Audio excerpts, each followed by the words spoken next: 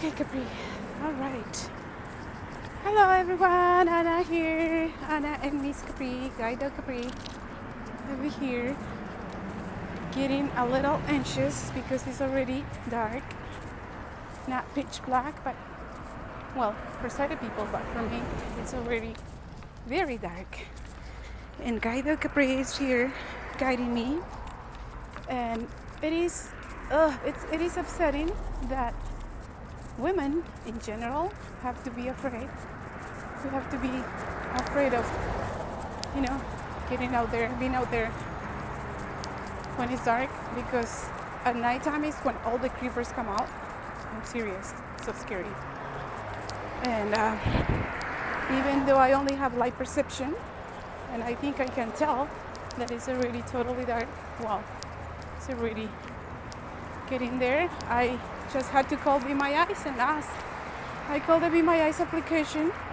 It's an app where we have volunteers being blind people's eyes. So through the iPhone or any smartphone camera, they tell us, describe things for us. So I just call them, and Guide Dog Capri's here. I don't know if you will be able to see her. She's black, and you know, being a female and a blind female, getting out there is scary when it's already dark. Isn't that weird?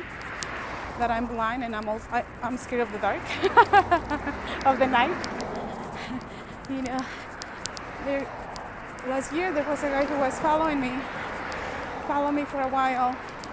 The people from CVS, a pharmacy that is in the back, helped me find out who he was, because no one would pay attention. I called everyone, tell them like, I'm afraid that it's this guy who's following me. I even called the police department.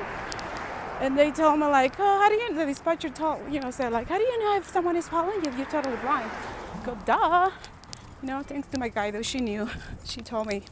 He followed me for months and months and months until, you know, people from CVS help got him on camera.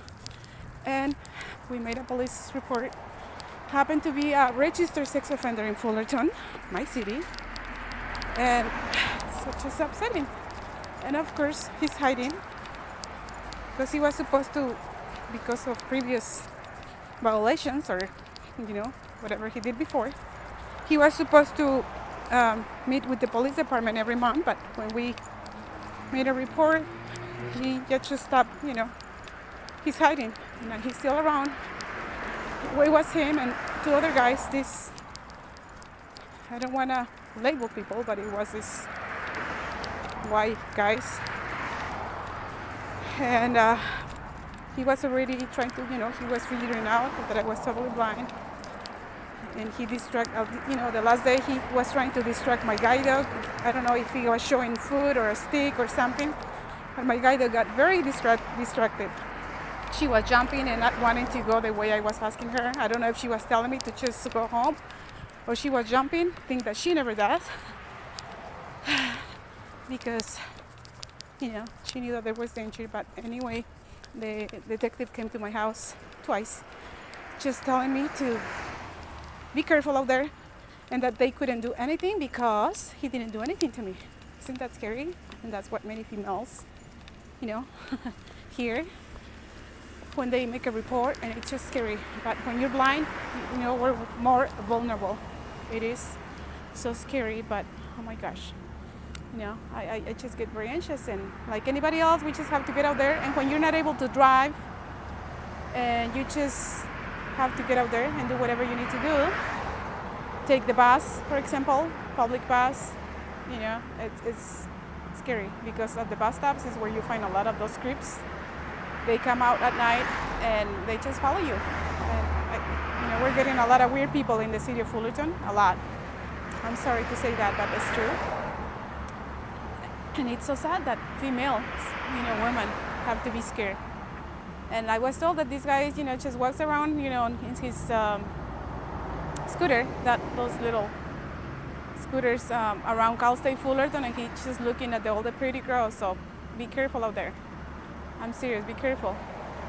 Is this why about 55-year-old can't give the name, because we did find out about the name. Check your website on you know, if any of your in any city, if go and check your website about those guys and where they're living, because any sex offender, registered sex offender, well, has to be registered on the website, has to live away from schools, elementary schools, middle schools, and there is a middle school around my area, and